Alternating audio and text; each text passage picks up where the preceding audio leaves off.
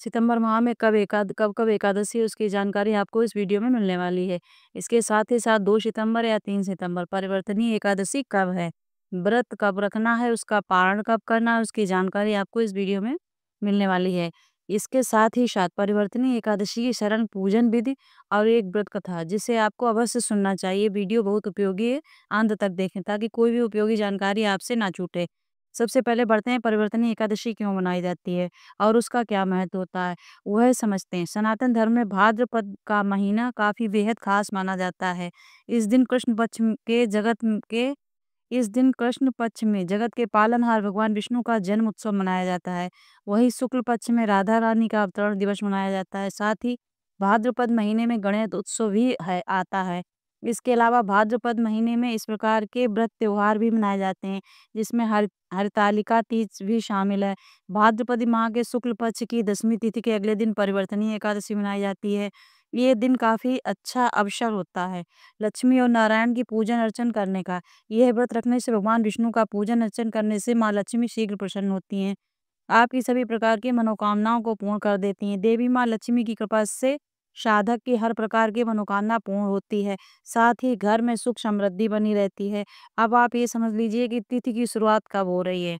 परिवर्तनी एकादशी तिथि की शुरुआत 3 सितंबर को रात को 5:53 पे हो रही है। तिथि का समापन मतलब तिथि पूर्ण 4 सितंबर को सुबह 4:21 पे होगी। सनातन धर्म में उदया तिथि का मान होता है। आसान शब्दों में कहा जाए तो सूर्योदय के समय जो तिथि होती है उसकी गणना की जाती है। हालांकि प्रदोष और निशा काल में होने वाली पूजाएं जैसे महाशिवरात्रि उसमें उदय तिथि की गणना नहीं होती है। तो इस अनुसार 3 सितंबर को परिवर्तनीय एकादशी मनाई जाएगी क्योंकि सूर्योदय के समय एकादशी की तिथि है। ऐसे में 3 सितंबर को ही परिवर्तनीय एकादशी का व्रत रखा जाएगा। आपको बता दें हिंदू पंचांग के अनुसार 3 सितंबर को सूर्योदय सुबह 6 बजे से होगा। सूर्यास्त शाम को 6:40 पे होगा। चंद्रोदय शाम को 3:51 पे होगा। चंद्रास्त देर रात को 7 पे होगा। ब्रह्म मुहूर्त का समय 4:30 से सुबह 5:15 तक रहेगा। विजया मुहूर्त का समय दोपहर के समय 2:27 से 3:18 तक रहेगा। गोधूल मुहूर्त शाम को 6:40 से शाम के 7:03 तक रहने वाली है। निशिता मुहूर्त रात्रि के 11:58 से 12:43 तक रहने वाली है। इसके साथ ही साथ इस व्रत का पारण करने का दिन रहेगा वह 4 सितंबर गुरुवार का दिन रहेगा।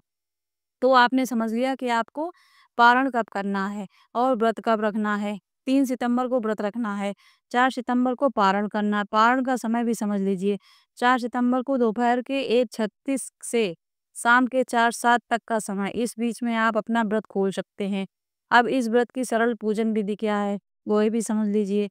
परिवर्तनीय एकादशी की सरल पूजन विधि इस प्रकार है।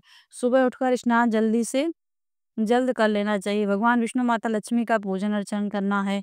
व्रत का संकल्प करना है। फिर शाम को भगवान विष्णु का सहस्त्रनाम का पाठ करना है। भगवान के किसी भी मंत्र का उच्चारण आप दिन भर मन में ही करते रहें।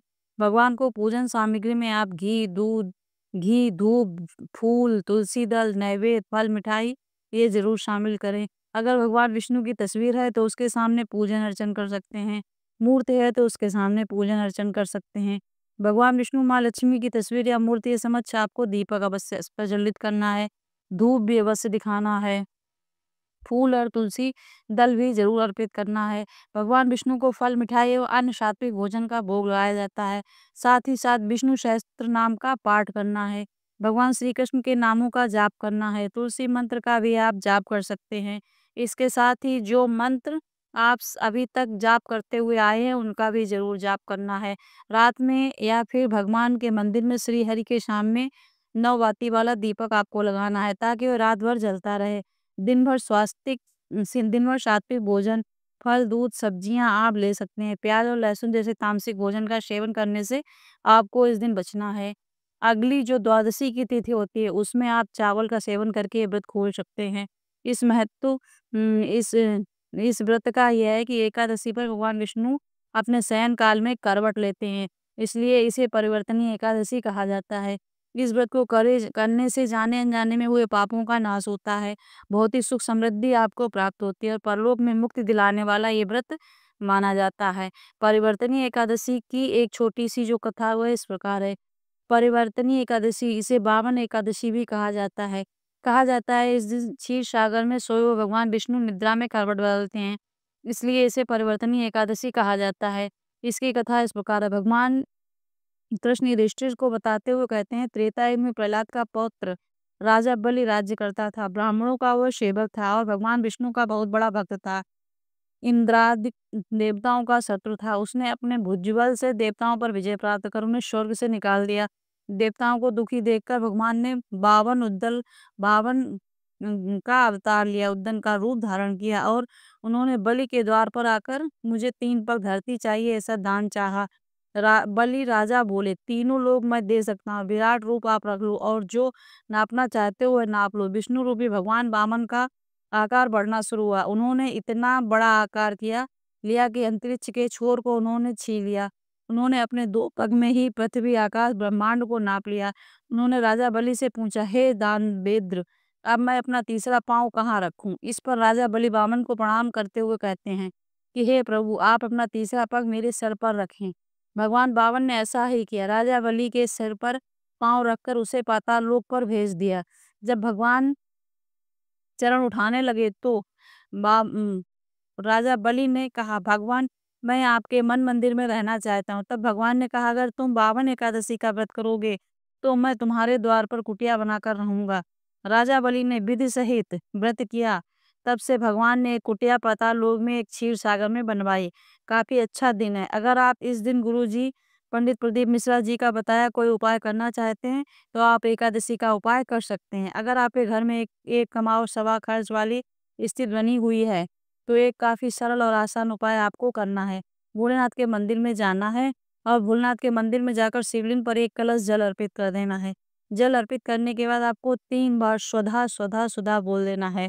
बस इतना ही करना है। सुधा पार्वती जी की नानी है, पितृलोक में निवास करती हैं और ऐसा करने से आपके घर में एक कमाओ सवा खर्च वाली जो समस्या है वह दूर होती है। घर में अगर पैसा बीमारियों में जा रहा है तो वह समस्या दूर होती है।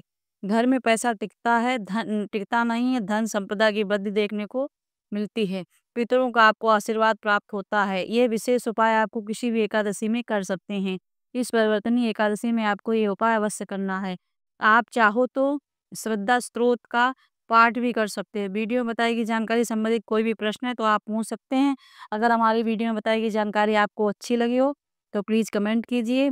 श्री शिवाय नमस्तुभ्यम। हर हर महादेव। और किस चीज़ का वीडियो आपको चाहिए ये भी आप बताइए।